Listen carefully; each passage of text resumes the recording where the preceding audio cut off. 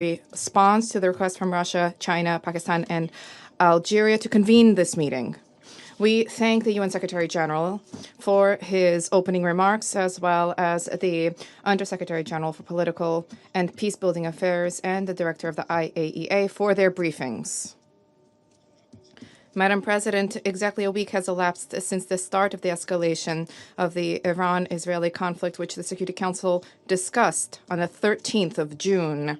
In this time, the world has been flooded with images depicting the night skies over Tel Aviv and Tehran and other cities lit up with explosions of tens and hundreds of rockets. The apocalyptic predictions have become a reality. People in both countries have been forced to take shelter in hideouts with each passing day. The list of civilian casualties on both sides lengthens. As a result of the closure of the airspace in the region, many third country civilians have become entrapped and they are striving to find a way home. The Iranian peaceful civilian nuclear facilities continue to be targeted, and this is liable to plunge us into a hitherto unseen nuclear catastrophe. The UN Security Council, the principal body for the maintenance of international peace and security, cannot shirk its responsibility and must provide an objective assessment of the situation and to devise an appropriate solution or decision. We cannot deny the obvious facts. It is indeed Israel which attacked Iran on the eve of the latest planned round of indirect talks between Washington and Tehran.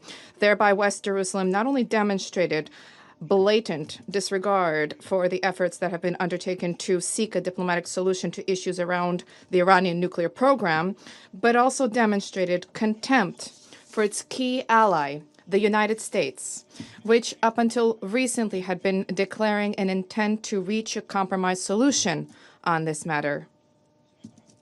It is worth recalling that the Iranian nuclear program is not a scroll secured by 7 seals, indiscernible to the international community. The nuclear facilities and installations in this country are under the safeguards of the IAEA and are continuously subject to scrupulous verification by agency inspectors. Not a single of the member states of this body is under more stringent oversight and scrutiny. Iran has been strictly complying with its obligations under the NPT and the Comprehensive Safeguards Agreement. The Secretariat of the agency's reports have no mention whatsoever about the presence of proliferation risks. So it turns out that Israel has disregarded the assessments of the Specialized International Agency, having on its own authority appointed itself a judge, single-handedly deciding to carry out strikes against a sovereign country with no regard for the UN Charter and international law. Just recently, in the Middle East, a tragic precedent occurred of an invasion into a state under the pretext of alleged presence there of WMDs, which subsequently failed to materialize. It's a pity that the United States, which demonstrated to the entire world this discredited example in 2003, which generated suffering for millions of people, does not wish to learn from its own mistakes. Today, the U.S., yet again, together with the U.K., France, and Germany, is attempting to persuade all parties to believe the groundless fabrications about plans allegedly harbored by Tehran to gain possession of nuclear weapons.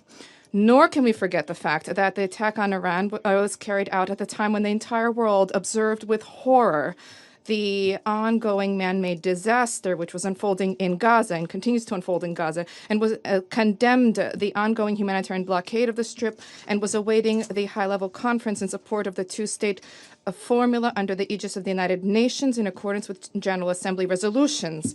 Instead of reverting back to the sole possible negotiated peaceful settlement in Palestine, Israeli military political leadership raised the stakes and expanded the geography of the conflict in the region. Perhaps the Western Jerusalem's calculations also are to have the new military misadventure detract the international community's attention away from the crimes perpetrated by Tzahal in Gaza and the West Bank.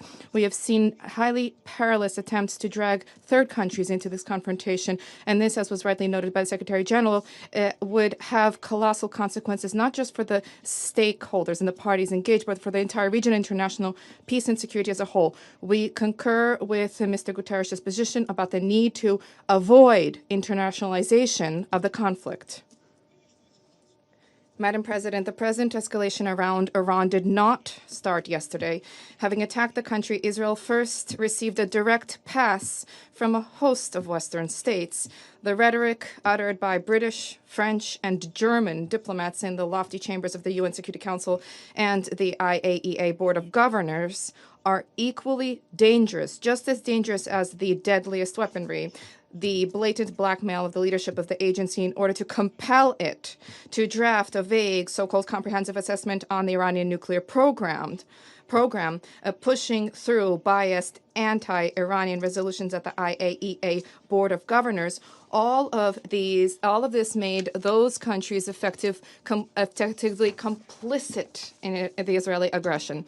Let's recall that this specific IAEA report was one of the justifications used by Israeli leadership for the attack on Iraq. What is telling in this connection is a cynical statement from the German Chancellor, Mr. Merz, about, and I quote, Israel doing the dirty work for us. End of quote. The fact that the launch buttons are being pressed by West Jerusalem does not absolve Washington, London, Paris, and Berlin from responsibility for what is taking place. Russia views the ongoing intense Israeli attacks targeting civilian objects in Iran as completely unacceptable and unlawful under international law. As a result of these reckless actions, unacceptable threats are being posed to international peace and security. Nuclear facilities cannot be targeted by strikes. We demand that West Jerusalem immediately cease attacks and raids on Iran, first and foremost the nuclear facilities which are under the protection of the IAEA. We expect that the agency leadership will draft in short order a detailed written report in response to the reports for consideration of the IAEA Board of Governors and the Security Council with a frank assessment of the damage sustained by Iran's nuclear and energy facilities, as well as the safeguards application in that country, including in the context of the presence of inspectors there, inspectors whose lives were under imminent threat. We take note of the clear Iranian statements about its steadfast commitment to obligations under the NPT and the willingness to resume contact with Washington to forge possible solutions that dispel all baseless suspicions and biases vis-à-vis Tehran's nuclear program under the condition that Israeli attacks cease. We support this position. We share the Secretary General's call for an immediate de-escalation resulting in a ceasefire. We firmly believe that a resolution can be provided for in a sustainable way only through diplomacy and negotiations. The goals of nuclear nonproliferation, whose cornerstone is the NPT,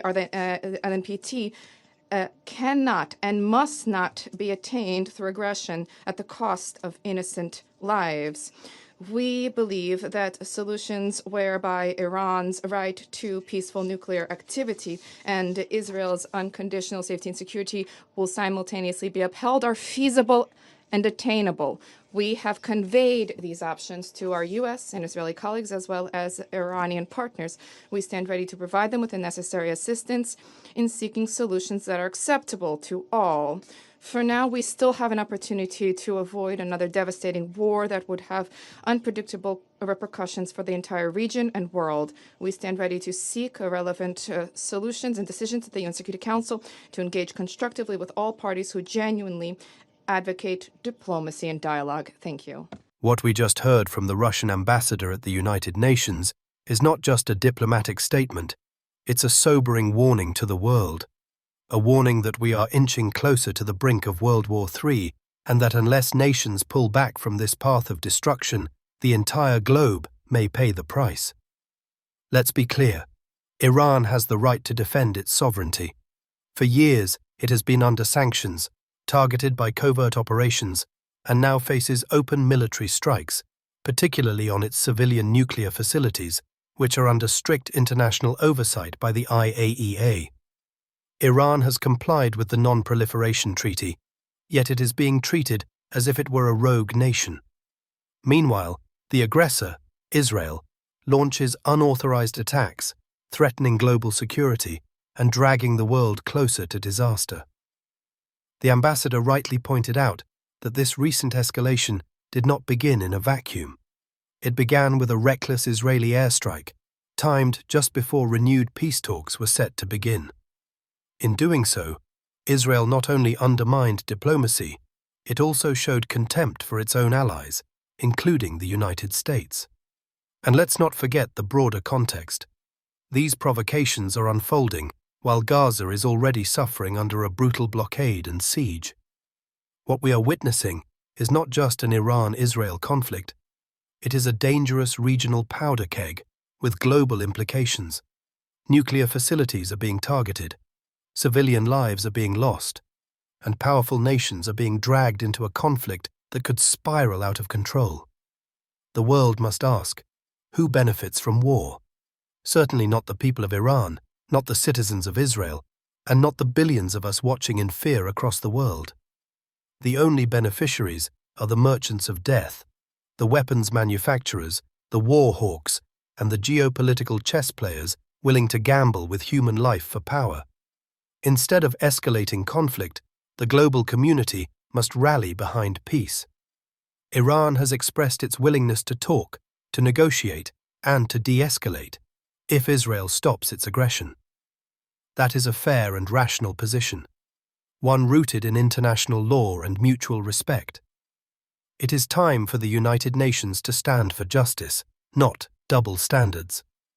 The UN must condemn attacks on nuclear sites, protect civilian populations, and bring the parties back to the negotiating table.